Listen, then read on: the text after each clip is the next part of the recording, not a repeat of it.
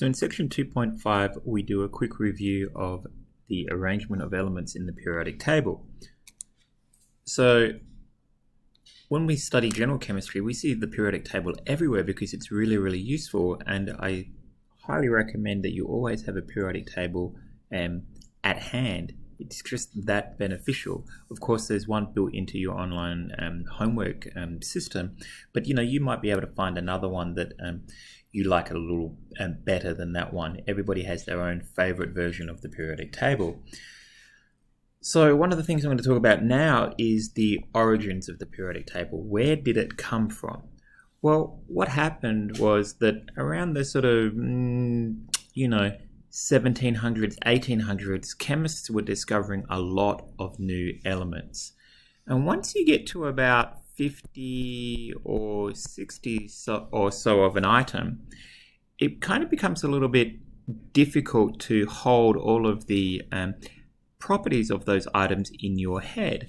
So what back in the day chemists used to do was, write out on a note card the individual properties of an element, and then they would just have a stack of these note cards, and if you wanted to know the property of an element, you would just look up one of these note cards, and in fact people would just memorize all of these properties. Now that becomes sort of difficult for your average student once you get to about 50 or 60 or so. And so it was recognized at this point that we needed a system for organizing the elements. And there were a variety of people all over the world that were kind of working at this problem. And the system that we ended up sort of most widely becoming adopted was that developed by a Russian guy called Dmitri Mendeleev. So what Dmitri Mendeleev did is he organized the elements in a way such that the ones that were most similar to one another according to their properties were placed nearest one another. Kind of like if you organize people according to height, from tallest to shortest, you would put those that are most similar in height nearest one another, right? And so on until you get to the very short person. Now, this has some advantages because, if you want a tall person, you look to the left, and if you want a short person, you look to the right. So it was hopeful that, this would be a way of being able to rapidly find an element with a particular set of properties. Now, of course, there's many properties for the elements, not just their height. Now, at the time when Mendeleev was doing this, he just had lists of chemical and physical properties. He didn't actually know anything about protons, neutrons, and electrons. But what later became obvious was that he was actually placing the elements in order of atomic number. But Mendeleev noticed an interesting property. He noticed that after a while, the properties of the elements would repeat. So a good example of this is what happens with the noble gases. So what happens is you have a noble gas, let's say there's helium, and then immediately following that noble gas, you have a highly reactive metal. And then you go along for a little while and you get a noble gas immediately followed by a highly reactive metal. And this just kind of keeps repeating. You go along for a little while, you get a noble gas followed by a highly reactive metal. And this is just like one of the examples of patterns that would repeat. So Mendeleev didn't end up with a line of elements, from tallest to shortest. What he ended up with was a table of elements, a block of elements where the properties would go along for a while and then they would loop back, and then they would go along for a while and then it would loop back, and then they would go along for a while and then it would loop back. So it ended up being a two-dimensional structure that he ended up with. Now Mendeleev was smart. He left a bunch of gaps in his table where he saw that there was a big jump in the chemical and physical properties of the elements. And the reason he left these gaps is he proposed that there would be, at some later point in time, an element that would be discovered that would fit in one of those gaps. Not only did he leave the gap, he also suggested what the physical and chemical properties of the elements that should go in those gaps would be. And then that kind of, helped chemists understand where they should go looking for that element. And he was pretty good at doing this. So a good example of this is the element aluminum, which Mendeleev predicted. This was the prediction. And then 17 years after Mendeleev's prediction, the element aluminum was found that went in the space that Mendeleev had left. So Mendeleev said that there should be an element that goes near aluminum and has properties similar to aluminum, right? Because remember, the elements are organized so that those elements that are most like one another in terms of their properties are adjacent to one another. He calls this element aluminum. People go looking for it. It takes 17 years, but eventually people find this missing element and they call it gallium. So now let's have a look at what Mendeleev predicted versus what was found to be the experimental properties of gallium. So Mendeleev predicted that the melting point of gallium would be low. And gallium's a metal, but it has a really low melting point. It has a melting point of 30 degrees Celsius. You can melt it in your hand. It's in between, isn't it? Between room temperature, which is about 25 degrees Celsius, and body temperature, which is about 37 degrees Celsius. So, there's a lot of sort of like magnet tricks that are dependent upon being able to melt gallium objects in your hand, or bending spoons and so forth is often proposed to have been done by using gallium spoons. Okay, Mendeleev said that the density of gallium would be 5.9 grams per centimeter cube. Remember that 1 centimeter cube is exactly the same as 1 milliliter. And when gallium was found, it was measured to be 5.9 grams per milliliter. Mendeleev predicted that gallium, or what he called aluminum, would react with oxygen in a 2:3 ratio. And sure enough, when you react gallium with oxygen, it reacts in a 2:3 ratio. So he did pretty good, right? Not bad. Okay. So now, rather than memorizing the properties of all of the elements, you just kind of need to know how they vary across the periodic table. Just like with our list of people, you just need to know what end the tall people are at and what end the short people are at, right? So that's really, really cool. And you can see how this works, right? If I want to find a gas in the periodic table, I'm just going to look to the far right and I'm guaranteed to get a gas. If I want a solid on the periodic table, all I have to do is look to the far left and I'm guaranteed to get a solid. You can see how this pans out. Now, it turns out that there are only 2 elements in the periodic table that are liquids at room temperature. Of course, you know those. They're mercury and bromine. So, how the periodic table is organized is that every element belongs to a vertical column, which are called groups. There's a couple of places where we don't use groups, and every element belongs to a period, and the periods are the horizontal rows of the periodic table.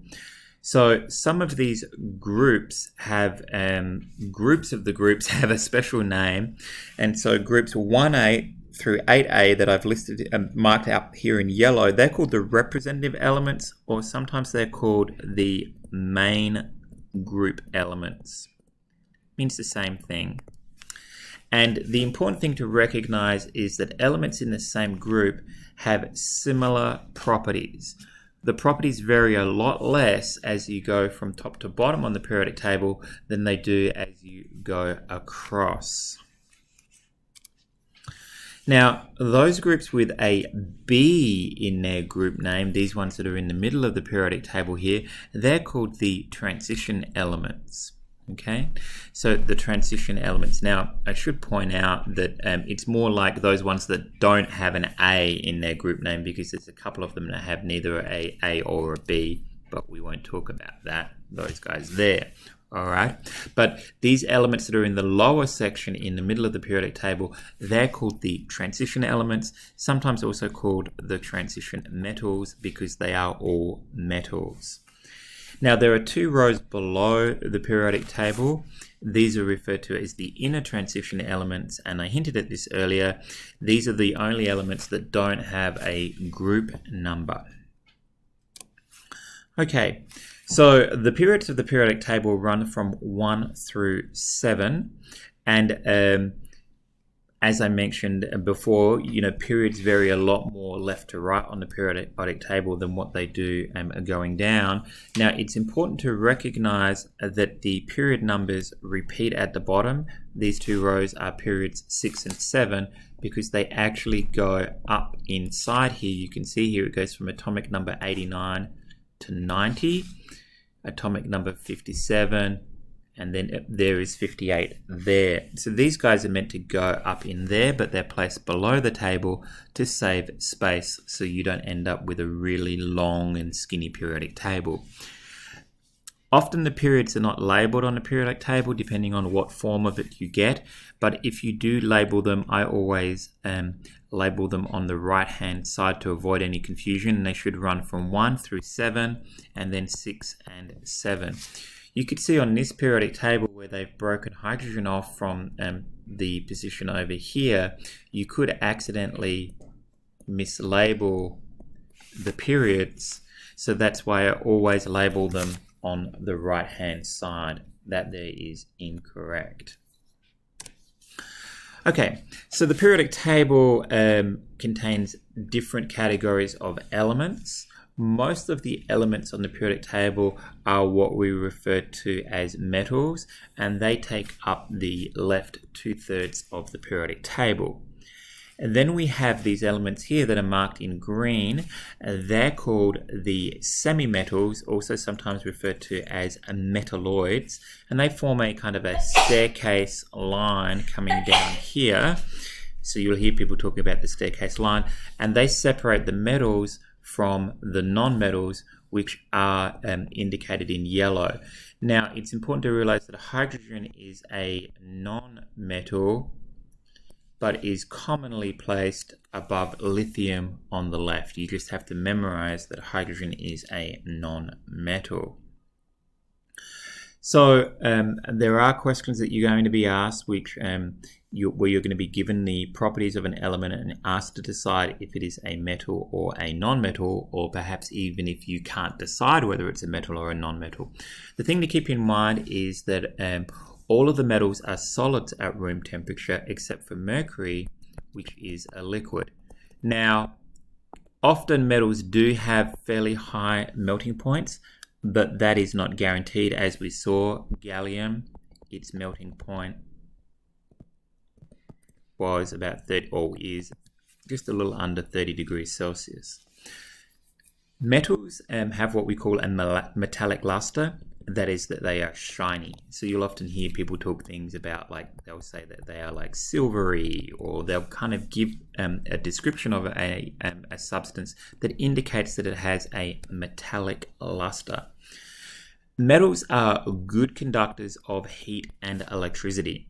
Okay, so if you heat one portion of a metal, soon all of it will rapidly increase in temperature. If you cool one part of it, soon all of it will rapidly decrease in temperature. And conducting electricity is often detected by seeing whether when you put electricity through it, does it act as a wire, and can it then carry electricity into a device like a light bulb or an electric motor or something along those lines. Metals have the properties that they can be drawn out, they can be stretched out without breaking. We call this being ductile. And they also have the property that they can be pressed and bent into complex shapes without crumbling. And we could say that this makes them malleable. So yeah, metals can be stretched and bent and pressed, and they won't crumble. So, if you're given the description of an element, you should be able to see whether it is a metal by thinking about these properties. So some of the groups have what they call family names or family groups, but family names is kind of like a common name. These are common names for the groups. So amongst the metals, we have that group 1A is referred to as the alkaline metals. And then group 2A is referred to as the alkaline earth metals. And these really kind of date back to antiquity. The elements that are in group 1A, they have the property that if you drop them in water, it makes the water alkali. And alkali water has the property that it can turn fat into soap. So it's kind of, really sort of like ancient stuff here, related to alchemy even. Group 2A, these guys are often called the alkaline earth metals, and because they're often found in the crust of the earth, in the soil of the earth, and when soil containing these guys was added to water, you guessed it, it made it alkaline. Now, we've already talked about these guys that are in the two rows below the periodic table. They're in period 6 and 7, and they go up inside the transition elements, so they're referred to as the inner transition elements or the inner transition metals because they're all metals. The ones that are in the first row here are often referred to as the lanthanides because they come after the element lanthanum. And then the ones that are in the second row in period 7, they're often referred to as the actinides because they come after an element called actinium. Now, you may or may not know, but every element that has atomic number greater than 83 is radioactive and will spontaneously undergo radioactive decay to become a stable atom type. So what that means amongst these inner transition metals is that everything in the second row here, everything there in period 7 of the inner transition metals is radioactive. So you might have heard of some of these guys in terms of their use in nuclear energy or perhaps in nuclear bombs. So uranium is the heaviest natural element that we find. Plutonium, we have a long history of the manufacture of plutonium in Washington State. Americium is used in smoke alarms and so forth. All right, so I mentioned before that the non-metals are in the upper right corner of the periodic table, but they also include hydrogen, which is normally positioned on the left of the periodic table. Now, the non-metals have properties that are kind of almost the opposite of the metals. You see greater variety of physical state. So what you'll see here is bromine is a liquid, the noble gases are gases, nitrogen, oxygen, fluorine, and chlorine are gases, and then everything else is a solid. So we've got liquid, gas, and then these guys here are solid. So there's, greater variety in physical state than what we see for the metals. So if you ever see something is a gas at room temperature, you automatically know that it's a non-metal, right? Okay. Now, if we think about the solids that are non-metals, they tend to be dull. They don't have that metallic luster, but that's not a hard and fast rule because, for example, iodine is quite shiny. It's kind of like a shiny purple solid, but they are all quite brittle. So sulfur is quite brittle and crumbly. Phosphorus is quite brittle and crumbly. You probably see carbon, graphite. It's quite crumbly if you can crush it pretty easily. Even diamonds, if you strike a diamond, which is made out of carbon, it'll crack, right? That's how we cut diamonds. Okay, they are poor conductors of heat and electricity. So if you put a chunk of one of these guys on a hot plate, it won't transfer the heat through the substance very well. The bottom of it will get really hot. The top of it will remain relatively cold. As I mentioned, a good number of them are solids. Solids are definitely, I think, perhaps that 1, 2, 3, 4. Solids and gases are the most common forms, and then we only have the one that is a liquid. Okay, so, it should be easy for you to distinguish a non-metal from a metal. So focusing in on the non-metals a little bit more, just remember that everything that's in group 8A, the noble gases, that's their element family, sometimes also called the inert gases. These guys are super unreactive and they don't combine with other elements unless we kind of construct some sort of like weird circumstances. So yeah, they're called nobles because they kind of like the kings and the queens. They don't really combine with the more common elements. Okay, all of those guys are gases. Next to the noble gases are what we call the halogens in group 7A.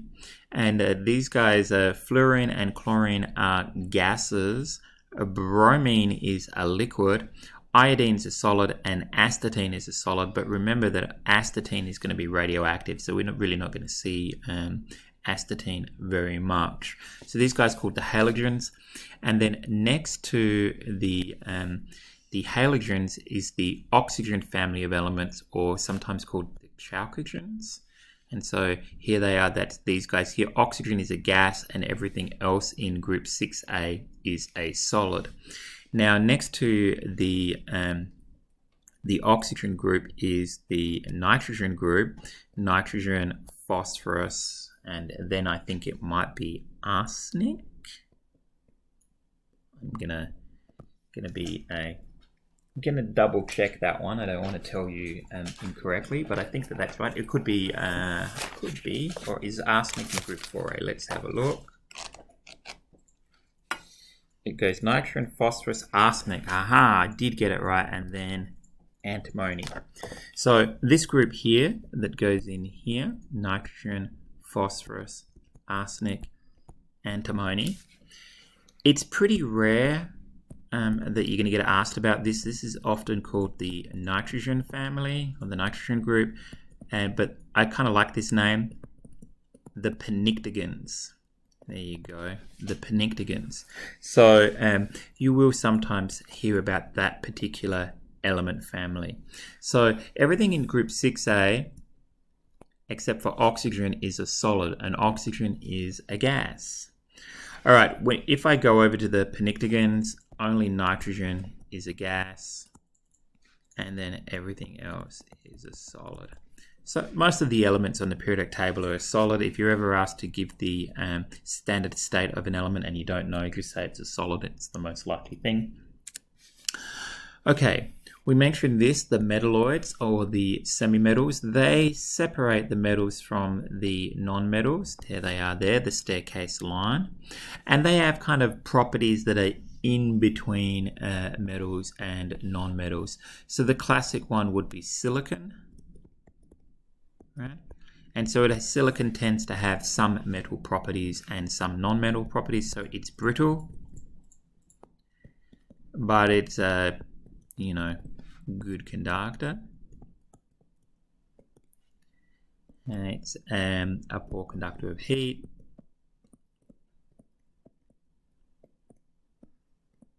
I should say it's a good conductor of electricity. It's used in computers, right? But some non-metal things, other than it being brittle, is it's dull. It's not a shiny. It's a yellow solid. Doesn't look like a metal at all, right?